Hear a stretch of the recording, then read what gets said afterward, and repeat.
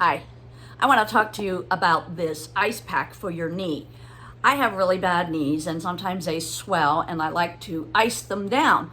But when you put a regular old ice pack, you know, the long kind on your knee, you have to stay stationary, you can't get up, and that ice pack doesn't always stay where you want it to go.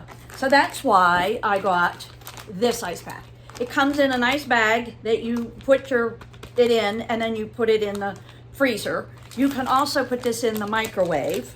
So let me show you how it goes on. These straps are Velcro together and they're 22 inches long, so it would fit just about anybody's leg size. You're going to take this around, you're going to place it on your knee and then bring that around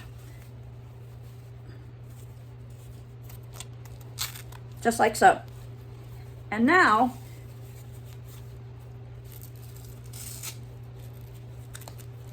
you would be able to move around and maybe exercise or at least walk up and down the stairs and continue to do your daily task.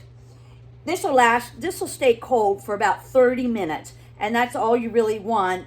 You know, normally I do a 20-minute on, 20-minute off type of thing. But this is so much easier to get around with than having an ice pack where you just lay it on top of your knee.